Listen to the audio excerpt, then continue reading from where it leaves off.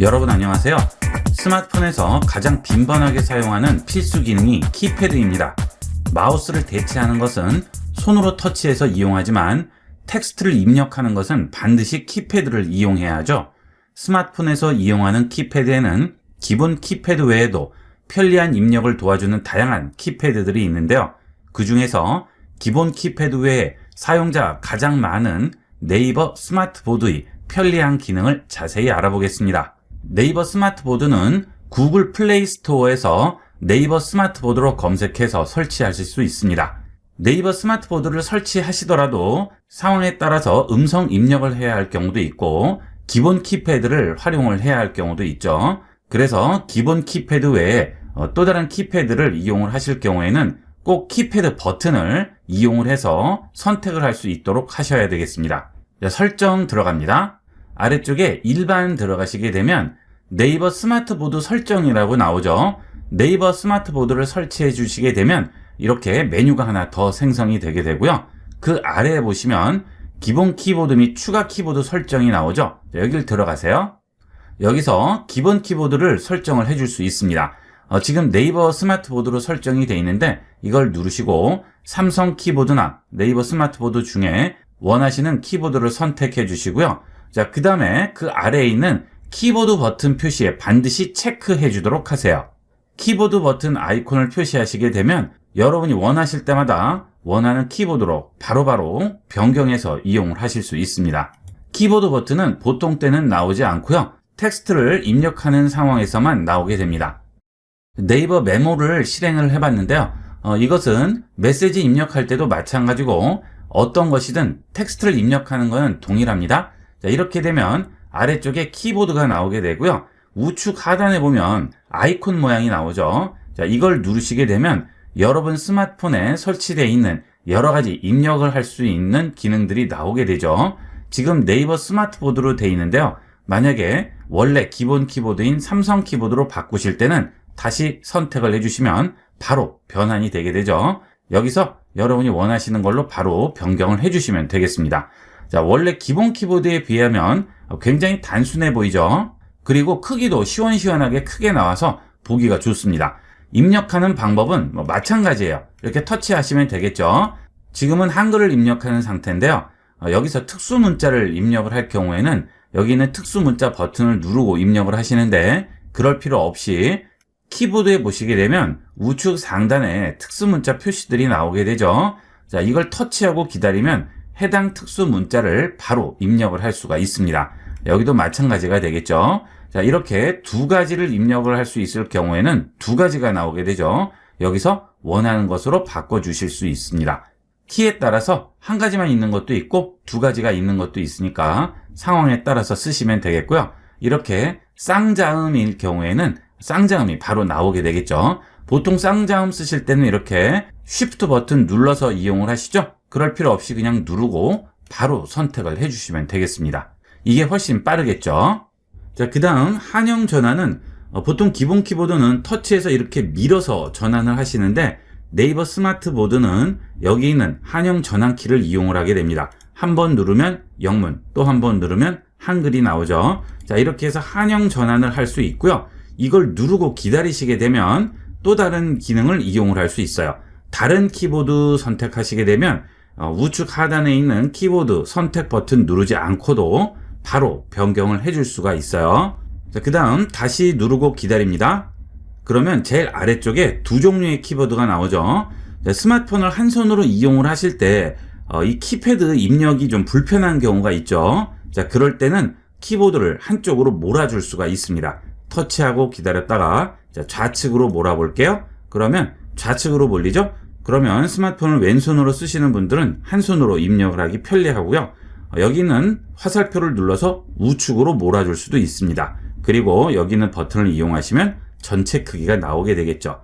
여기는 한영 버튼으로 이용을 해주시면 되겠습니다. 자, 그 다음에 음성 입력이 있죠. 자, 여기를 눌러볼게요. 그러면 음성 입력이 나오게 되고요. 여러 가지 미리 등록해 놓은 자주 쓰이는 텍스트들을 입력을 해줄 수가 있습니다. 그리고 한자 전환도 해줄 수가 있겠죠. 여기는 자주 쓰는 텍스트 입력은 잠시 후에 확인을 해보고요. 자, 한자 입력을 해볼게요. 자, 그 다음 여기에서 텍스트를 입력을 할게요. 자, 이렇게 입력을 하고요. 한자 전환합니다. 그러면 여러 가지가 나오죠. 그 중에서 원하는 한자로 입력을 하시면 되겠습니다. 이런 한자 입력도 굉장히 편리해요. 어찌하 눌러볼까요? 그러면 바로 변환이 되겠죠. 자, 단점은 한 글자 이상의 단어는 되지가 않고요. 한 글자씩만 변환이 가능하게 되겠습니다.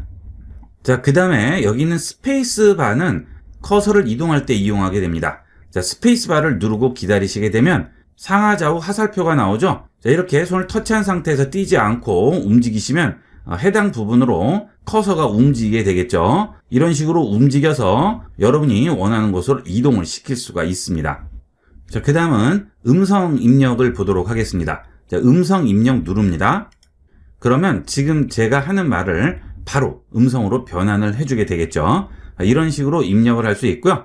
한 번 더 터치하게 되면 마이크 버튼이 나오면서 음성 입력이 끊어지게 되겠습니다. 이때 자주 쓰이는 부호는 옆에 나와 있죠. 마침표나 물음표 같은 것은 여기 나와 있습니다.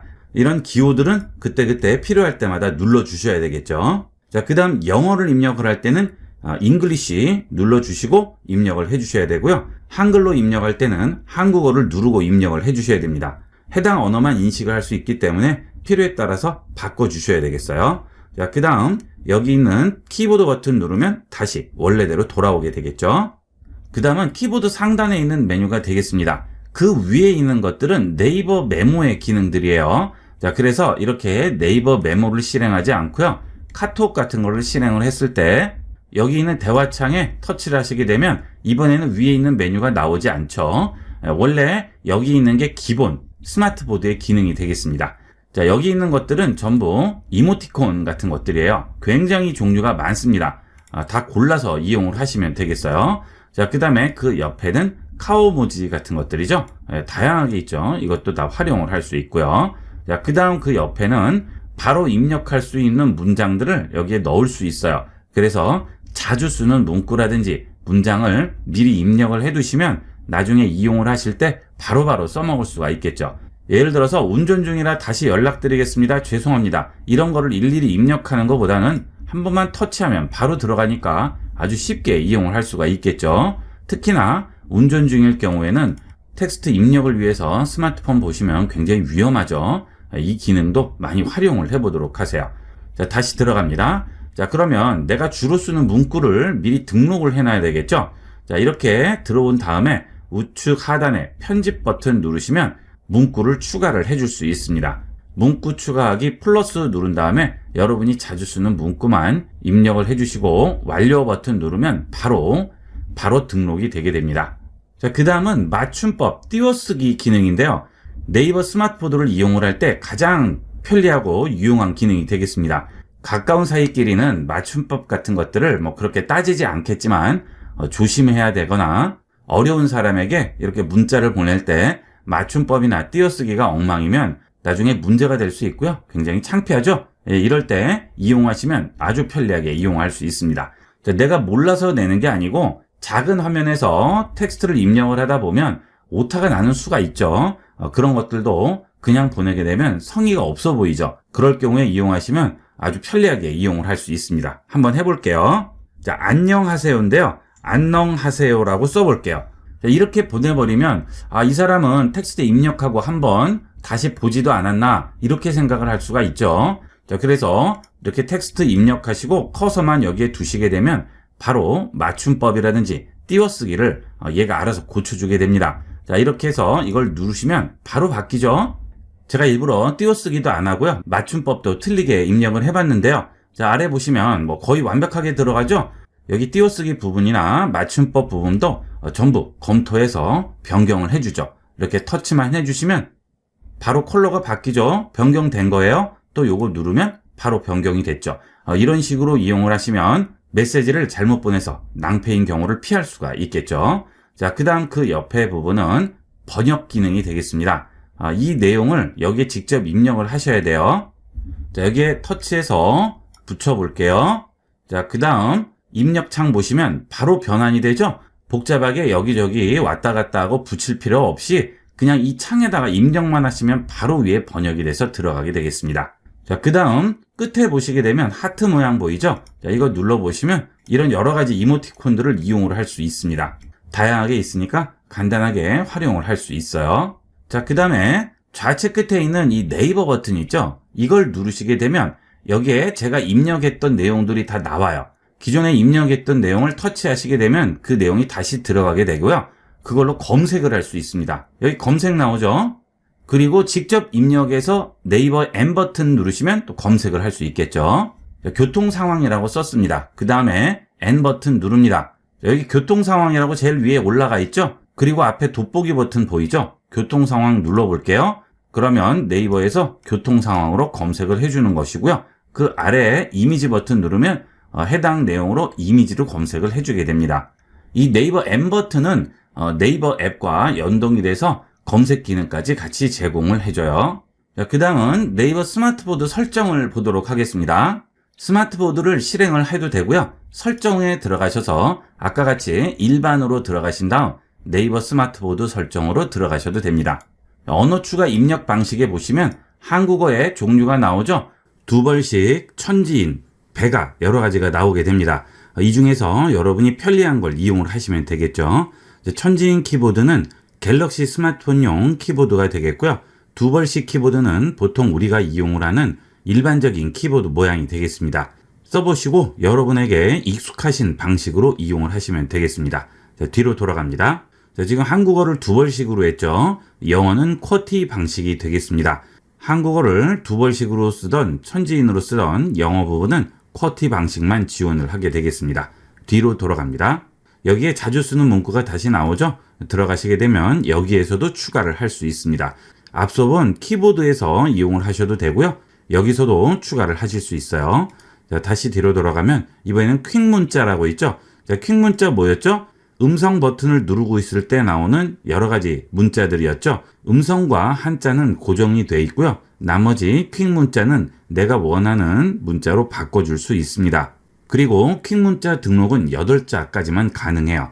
이렇게 네네, 네네네, 크크크 이런 것들 전부 등록이 가능하죠.